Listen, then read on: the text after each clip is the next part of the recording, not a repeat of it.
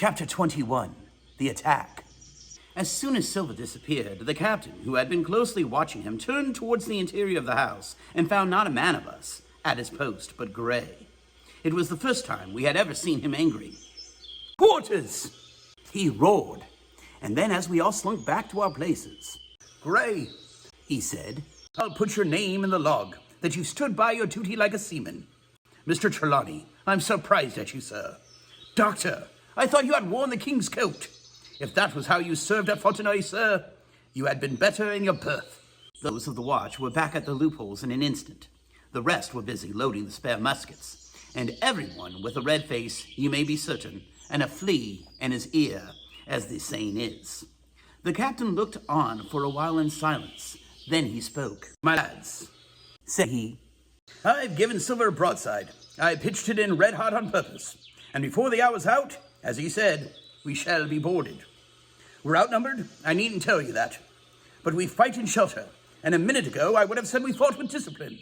I've no manner of doubt that we can drub them, if you choose." Then he went the rounds and saw, as he said, that all was clear. On the two short sides of the house, east and west, there were only two loopholes. On the south side, where the porch was, two again.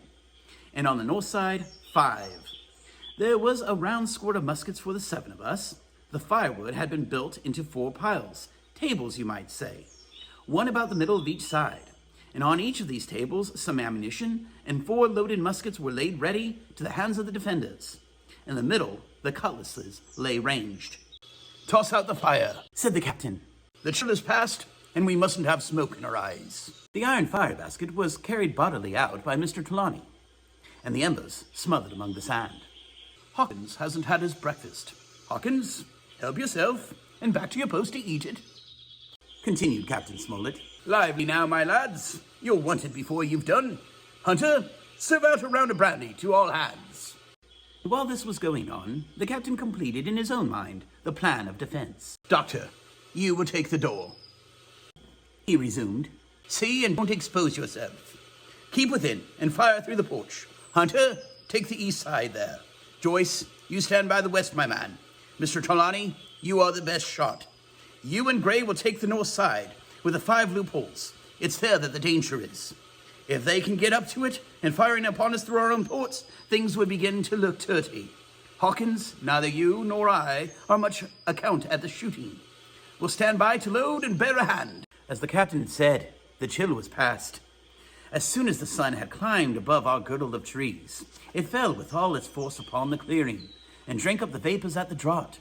Soon the sand was baking, and the resin melting in the logs of the blockhouse.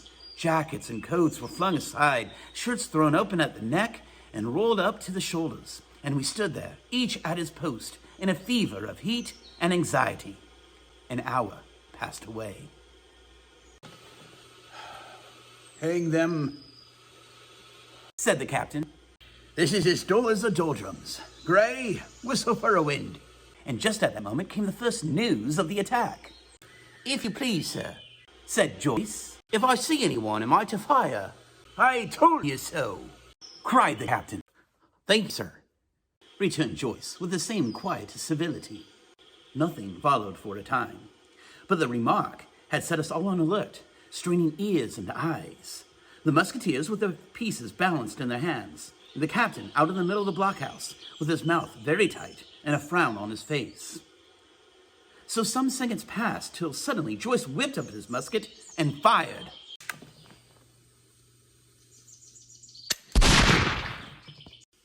The report had scarcely died away ere it was repeated and repeated from without. Outside, in a scattering volley, shot behind shot like a string of geese from every side of the enclosure. Several bullets struck the log house, but not one entered. And as the smoke cleared away and vanished, the stockade and the woods around it looked as quiet and empty as before. Not a bough waved, not the gleam of a musket barrel betrayed the presence of our foes. "Did you hit your man?" asked the captain. "No, sir," replied Joyce. "I believe not, sir." "Next best thing to tell the truth," muttered Captain Smollett. "Load his gun, Hawkins.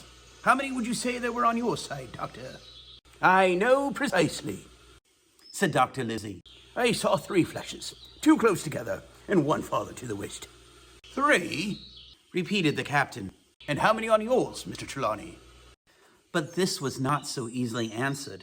There had come many shots from the north, 7 by the squire's computation, 8 or 9 according to Gray. From the far east and west, only a single shot had been fired.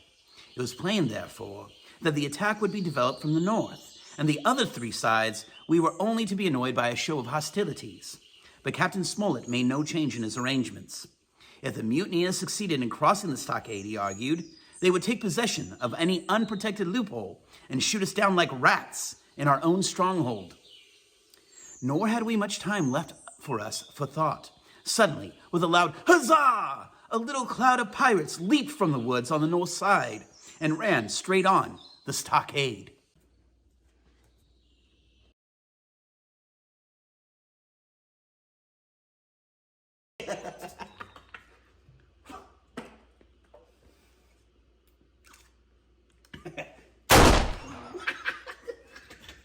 At the same moment, the fire was once more opened from the woods, and a rifle ball sang through the doorway and knocked the doctor's musket into bits.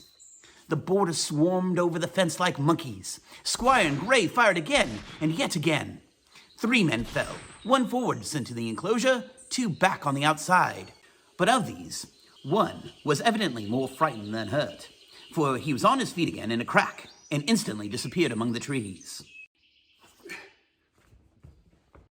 2 had bit the dust. 1 had fled. 4 had made good their footing inside our defenses. While from the shelter of the woods, 7 or 8 men, each evidently supplied with several muskets, kept up a hot, though useless fire on the log house.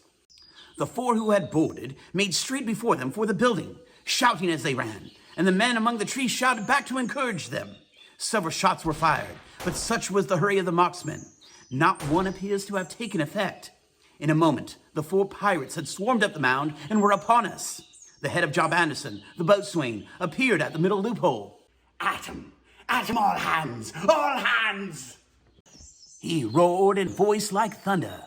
And at that moment, another pirate grasped Hunter's musket by the muzzle, wrenched it from his hands, plucked it through the loophole, and with one stunning blow, laid the poor fellow senseless on the floor. Meanwhile, a 3rd, running unharmed all around the house, appeared suddenly in the doorway and fell with his cutlass on the doctor.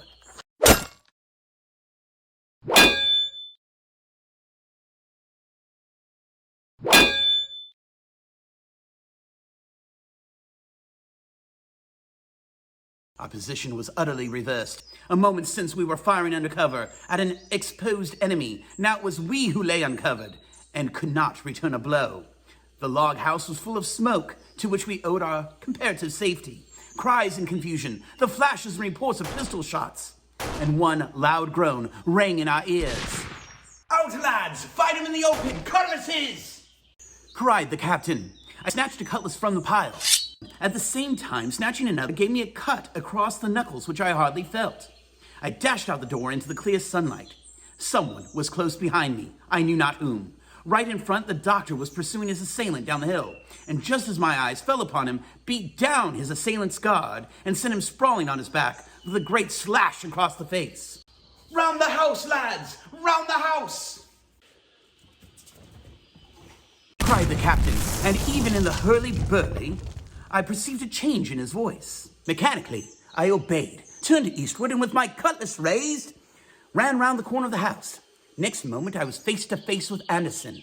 He roared aloud, and his hanger went up above his head, flashing in the sunlight. I had no time to be afraid, but as the blow still hung impending, leaped thrice to one side, and missing my foot in the soft sand, rolled headlong down a slope.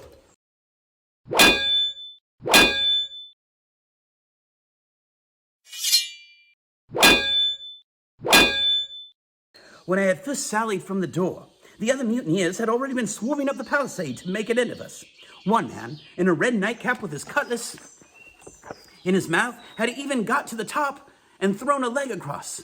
Well, so short was the interval that when I found my feet again, all was in the same posture. The fellow with the red nightcap still halfway over, another still just showing his head on the top of the stockade, and yet in this short breath of time, the fight was over, and the victory was ours.